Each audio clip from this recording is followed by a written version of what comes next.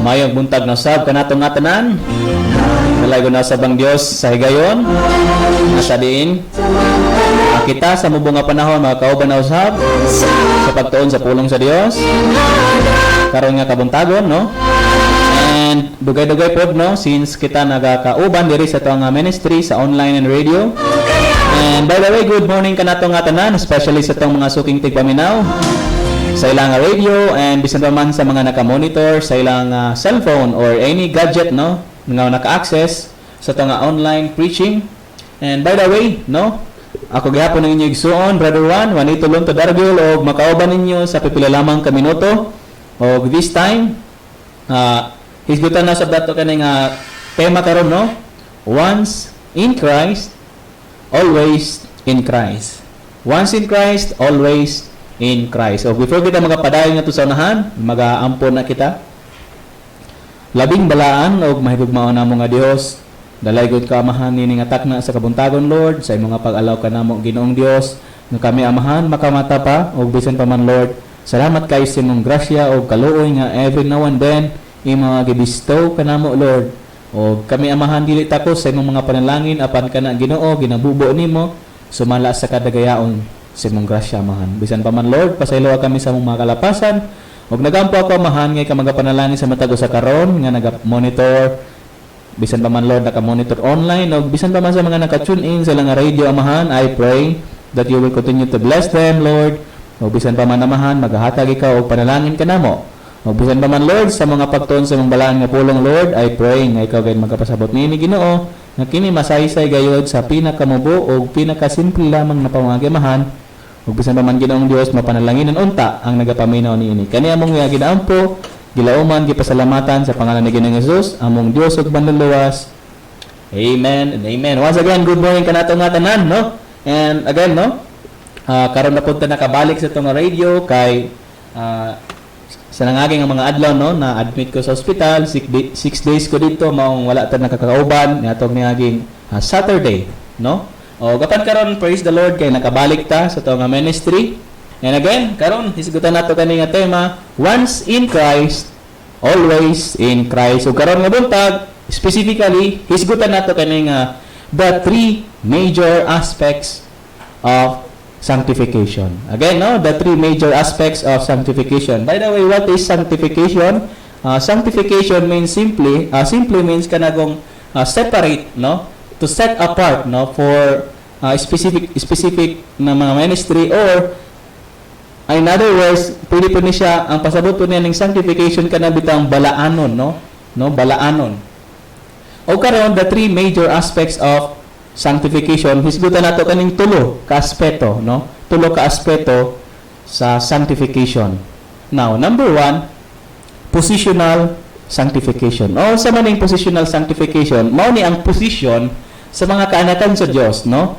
Kita nga mga makasasala, ang usa ka tawo nga bisan siya makasasala, kung siya, no, nakadawat na or naa na diha sa kay Kristo Jesus, na siya kading itawag nga positional sanctification. Naunsa man ni siya? Now, according sa Hebrews chapter 10, verse 10 and verse 14 ng Bible, by the which will we are sanctified through the offering of the body of Jesus Christ once for all. Doon nga ni Gala, kani siya nga positional sanctification is one-time event ni siya, no? Og nahitabo kini katong time nga usa ka tawo naluwas diha ni Kristo Jesus, he is sanctified, no? Na-sanctify na siya o nahimo na siyang balaan, no?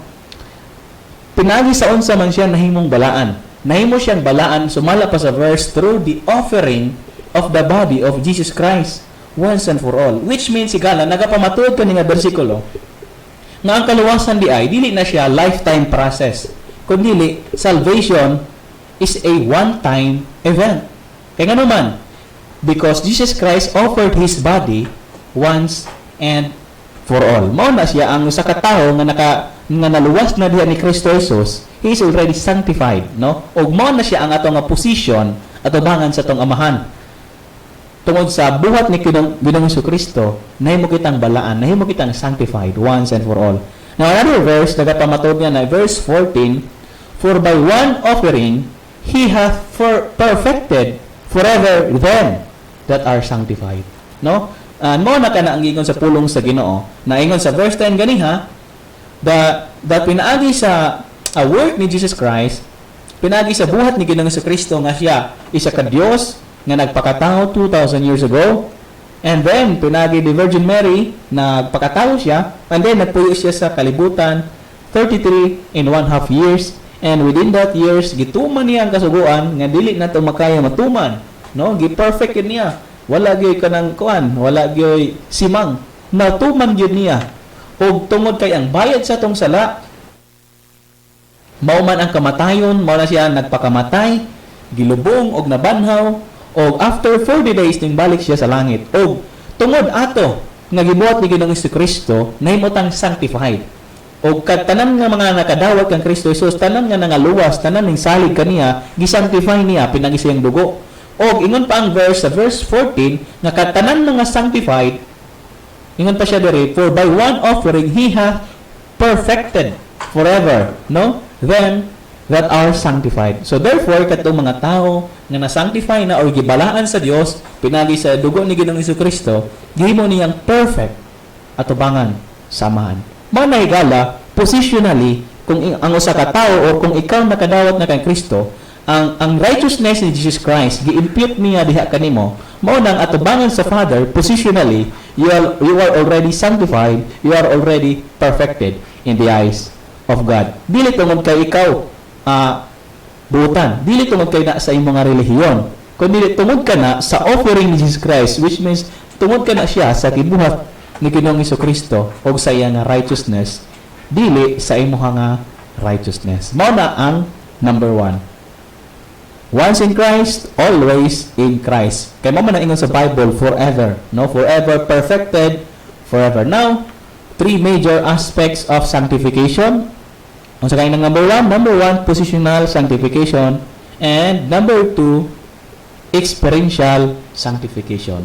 Dili lamang ka ng positionally sanctified na ka or positionally gibalaan na ka sa Dios, but at the same time, maka-experience ka og sanctification or maka-experience ka sa pagiging set apart or pagiging maka-experience ka sa kanang gitawag nga pagkabalaan. And now the question is, paano man nato ma-experience kani nga sanctification, no? Una nga resulta is the result of yieldness to God. Mo nang una nga resulta sa mga tao nga na-sanctified na. No? Take note ha, resulta kini siya, dili kani siya bauning root, kundi mao ni siya ang fruit. The result of yieldedness to God. Kana bitang imo nang ginatugyan ang tanan sa imoha ngadto sa Dios. Bana ingon sa Romans chapter 12 verse 1 ingon ang Bible. I beseech you therefore, brethren, by the mercies of God, that ye present, no? Kanang present man siyang imong i-yield. Present your bodies a living sacrifice, holy, acceptable unto God, which is your reasonable service. Ingon ang Bible higala, mao ni siya ang ato nga reasonable service. The moment we present our bodies a living sacrifice, holy, acceptable unto God, dawaton kana siya sa Dios. Which means higala nga as a Christian, we ought, no, to live our life a holy, no? Kana bitaw kinabuhi nga balaan. Mao na ingon ang Bible nga be ye holy for I am holy. Na-expect yun ang Ginoong Dios. Ang atong Dios gina-encourage yun taniya, no? Nga makinabuhi tang balaan. Now, nganong kinahanglan pa man kita nga makinabuhi nga balaan? Kay nga naman ang atong Dios nga gialagaran, ang atong Dios nga nagluwas sa tua, balaan man gud siya. Tungod kay siya balaan o kita iyang mga anak o siya atong amahan, kinahanglan nga kita nga iyang mga kanakan muliwat ngadto kaniya. Kay ang atong Dios balaan, kinahanglan kita nga magkinabuhi nga balaan pinaagi sa unsa by presenting our body, which means kana bitang magkinabuhi kita ning atong kinabuhia nga makalipay sa Dios. Kada bitang dili ta maulaw nga ang atong ginabuhat nga desisyon kung naa si Kristo Jesus nga nagtan-aw sa tua personally, kada bitang dili ta maulaw. Mao nang gipasabot sa verse gala. And dili lamang kay the yieldedness to God, but also letter B, the result of freedom from sin. Kada bitang makalingkawas ka sa kanang sin addiction. O mao nang powerful kay ng Biblia higala. Kay ano man wala pay libro sa tibuok kalibutan nga maka-change sa usa ka drug addict nga mahimong buutan or mabago ang iyang kinabuhi. Usa ka palahubog nga amahan nahimong Dios nun nga amahan. And kana tungod sa pulong sa Dios. And that is the result of sanctification, which means the result of freedom from sin. O the question is, paano man ta makalingkawas? Paano man nato ma-overcome ang sin? Now, I am not saying na dili na gyud ta magkasala, dili na ang mao ang akong pasabot. My point is, kada bitang maka-angkon kita og victory, no? Victory against sin, no? And paano man na siya? It is through the Word of God. Amen? Kung gusto ka maka-experience ka na bitang gitawag na experiential sanctification, o gusto nimo ma-overcome ang sala or sin problem sa mga kinabuhi, ingon ang Bible, it is through the Word of God nga makalingkawas kita niya na. Naon sa ingon sa Psalm chapter 119 verse 11, the common verse, ingon siya, Thy Word have I hid in mine heart, that I might not sin against thee. Ang kuan di ay, the point is, ang pamaagi di ay, aron kita dili na magpakasala sa Dios, is kana bitaw atong itago, no? Ang iyang pulong sa tong kasing-kasing. Kada bitaw ani manggod siya? Ang sala manggod or ang pagpakasala nagsugod di ay na siya sa eyes, no? Manang ingon sa last of the eyes, and dayon naa na siya sa atong heart, nagsigi ta gunahuna niya na. O tungod kay nagsugod na siya sa atong gunahuna, mo nang resulta na siya action. Mo na ingon ng Bible, Thy Word have I hid in mine heart, which means kung imo di ay nga itago or isulod sa kasing-kasing nimo ang pulong sa Dios, ma-replace ang mga worldly nga naa sa imong kasing-kasing, ma-replacean kini sa pulong sa Dios, and mahitabo niya na dili ka magpakasala sa Dios, no? For example, no, ibutang na to sa situation nga naay usa ka baso nga ilimnon nga kabalog gyud ka nga dili na makalipay sa Dios nga ilimnon. Would you think imo pa na siyang i-take nga ilimnon kung mo-quote ka sa imong una-una, maka-quote dayo ka sa imong una-una, gikilising-kasing nimo, na-remind ka sa pulong sa Dios sa 1 Corinthians chapter 10 verse 13, there hath no temptation taken to you, but is common to men, but God is faithful, who will not suffer you to be tempted above that ye are able, but wherewith the temptation make it a way to escape. So makuot nimo na siya nga verse mo nang makauna na ka nga dili ko kay nga dili ni makalipay sa Dios kay nga ng Bible, no, whatever you drink or whatever you eat, no, do all things for the glory of God.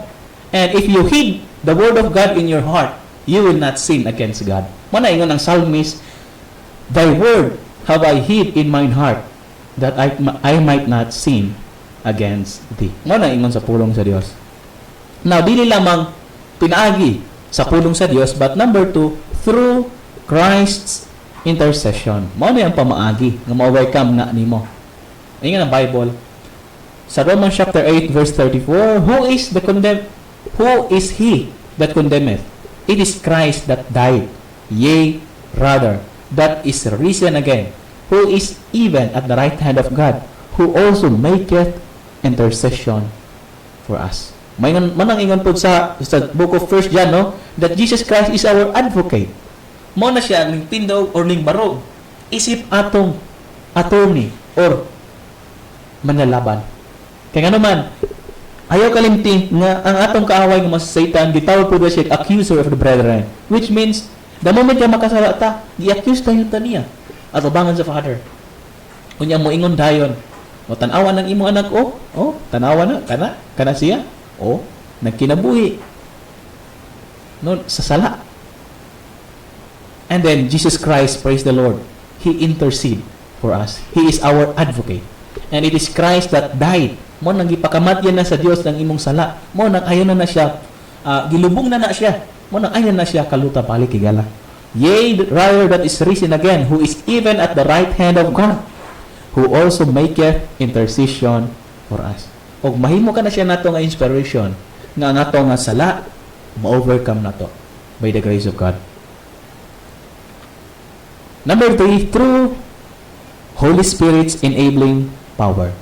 Now again, kani siya nga verse, nindot kani siya Galatians chapter 5 verse 16, ingon siya, "This I say then, walk in the Spirit, and ye shall not fulfill the lust of the flesh." Now, nagaingon ng verse, na kung gusto ka maka-overcome sa kanang sala, no? Specifically, nagaingon ng verse, the lust of the flesh, ang technique ra di ay gyud na is we need to walk in the Spirit.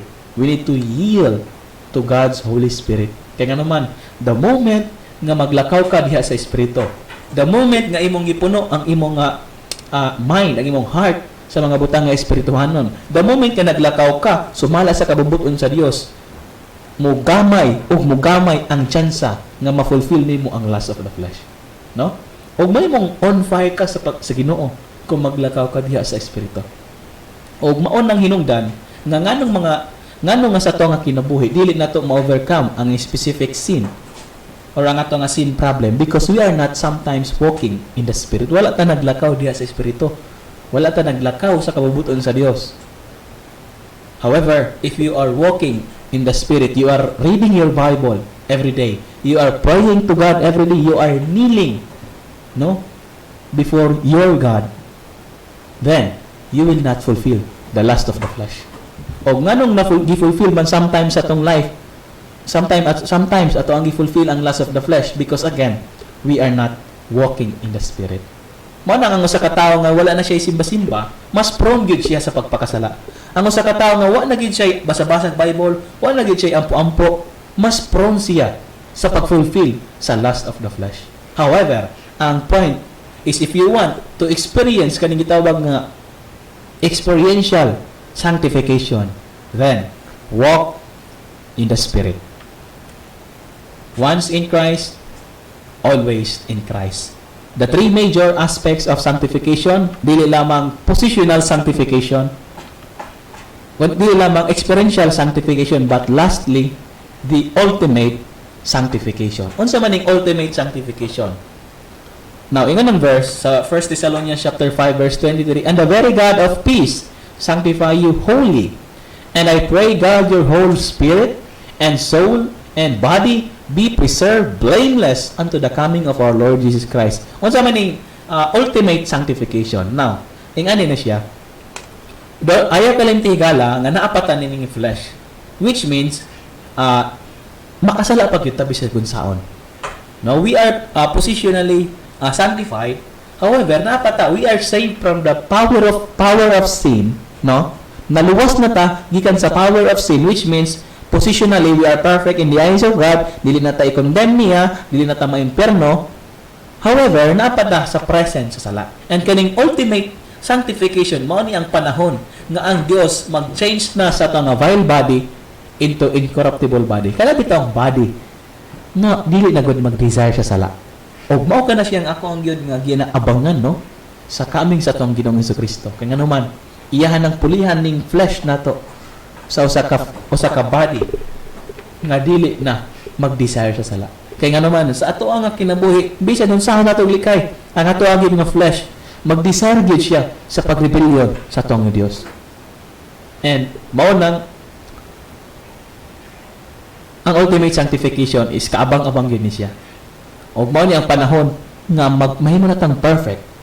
No, we will be saved from the very presence of sin. Kanagom dili na ta mangandoy sa sala. No? O mao kana siya ng Bible, "And the very God of peace sanctify you wholly. And I pray God your whole spirit and soul and body be preserved blameless unto the coming of our Lord Jesus Christ." Mao na siya ang ultimate sanctification. Now, think about this. Hunahunaan ni higala. The Bible clearly says that a believer is holy, a saint, and a citizen of heaven. Mao nang klaro gid sa Bible nga tanan nga Kristohanon, tanan nga magtutuo ni Kristo Jesus, tanan niya nga mga anak ginatawag nga balaan, no? Nahimo na siyang balaan, nahimo nang santos or saint, or nahimo na siyang lumulupyo sa langit. Mao na siya ang state, or it is the state of being a real Christian. Mao na siya ang tinuod nga estado sa tinuod nga Kristohanon higala. Mao nang ang pangutana is, have you been already forgiven from all your sins? Pangutana daw imong kaugalingon. napasaylo na bagyod ko sa ako ang tanan nga mga sala? Have you admitted, repented, and asked the Lord to forgive you? Have you accepted Christ as your personal Lord and Savior? Timan igala mo ni. You can never be a saint or holy or a heavenly citizen on your own. Dili gid na mahimo kang saint or mahimo kang balaan or mahimo kang lumulupyo sa langit pinagi sa imong kaugalingon. Ayaw kalimot higala na yung ng Bible. For by grace are ye saved through faith, and that not of yourselves, it is the gift of God, not of works, lest any man should boast. Ingon ang Bible nga dili gid ta makakaya nga maluwas ta makaadto tag langit pinagi sa tong kaugalingon. Di gid na mahimo. Only Christ can make you perfect in His sight. Si Kristo lang ang dunay kakayahan nga mahimo kang perfect sa iyang mata. Once in Christ, always in Christ. O before ko mag-end, I would like to ask you karon nga buntag. Kung mamatay ka karon, sigurado ka na ba 100% that you are already saved? Are you sure you are already in Christ? No? Siguro makuha na ka, wala ra ba ko kabalo, Brad? No? Wala ko kabalo kung asa ko padulong. Timan ihigala nga pwede nimo masiguro nga palangit ang imong kalag karon. Hinamdami lamang ang Dios kay gugba kanimo. Nga siya kaila kanimo. O gusto niya nga makauban ka sa langit. Kaso na ay problema. Ikaw ba ko mga makasasala ta? Ingon pa ang Bible, kayang tanan nakasala og nakabsan sa himaya sa Dios. Which means tungod sa sala ikaw ug ako dili ta kaadtog langit. Og asa man ta padulong. Ingon ang Revelation 21:8 nga tanan makasasala padulong sa impyerno. O kay ang bayad mangud sa tong sala kamatayon. Pisikal nga kamatayon ug espirituhanon nga kamatayon. Apan ang Dios naigugma kanimo igala, gusto niya nga mahimo kang citizen sa langit. Gusto niya nga mahimo kang sanctified. Mao na ngayon gipadala si Ginoong Jesucristo yang anak aron mamatay para sa imuha, mabayaran ang imong sala. Ug ang iyang dugo mao'y makahimo sa imuha nga balaan. Ug mao na pwede na nimo masiguro nga ikaw usa na ka citizen sa langit. Naa lamang tulo ka butang nga imong pagabuhaton ni gala. Una, imong angkunon nga ikaw usa ka makasasala nga nagakinahanglan sa kaluwasan o maginulsol ka atubangan sa Dios. O ikaw mosalig nga si Kristo nagpakamatay, gilubong ug nabanhaw aron mabayaran ang silot sa imong sala. Probably makaingon ka, oo Brad, ning tuo ko niya na ni admit ko nga ako makasasala, ug ako mosalig nga si Ginoong Jesucristo nagpakamatay para sa ako. Maayo ka na siya gala. Ang last ni mga buhaton, isulti mo sa Ginoo nga ikaw mosalig kaniya og mudawat og maginulsol sa imong sala. Magsiguro na kahuna nakakaroon, Brad, gusto ko nga moampo sa Dios pero wako kabaluon sa akong isulti. Don't worry, tabangan ti ka, no? Kung gusto ka modawat kang Kristo karon, sundo ka lamang kani nga pag-ampo diha sa imong mahimutanan. Ingna ang Ginoo.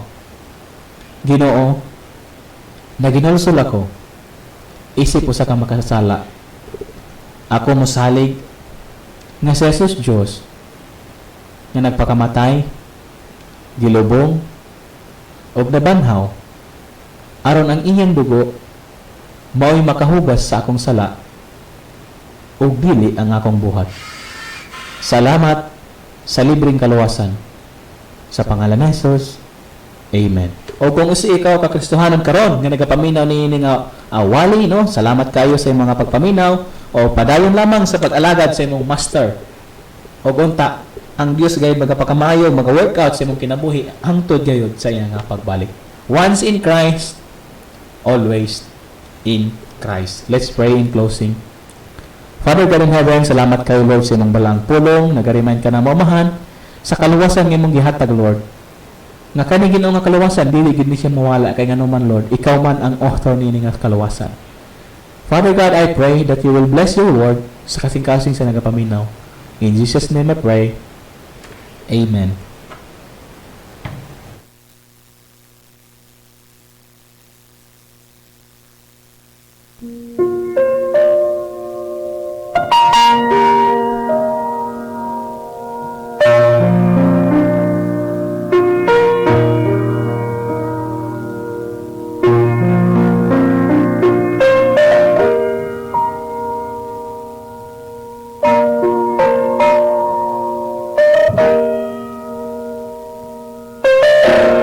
this time, no, padayon kita mga tugyan sa itong mga alampuanan, sa mga kaigsuunan o mga kaigalaan, uban gayod ang paglaom, pagsalig, nga ang Diyos gayod, padayon, kanunay mga paminaw sa itong mga ginaampo o ginapetisyon nga kaniya.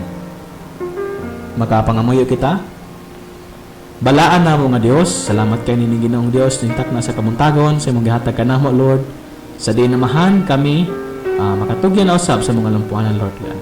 Father God, una sa tanan, nangayo ko once again sa pasayloan Ginoo sa akong sala. Naghimo akong takos, Lord, nga mo present ni nga mga petition diha sa mga tubangan, Lord God. Father God, nag-pray ko sa kinabuhi, Lord,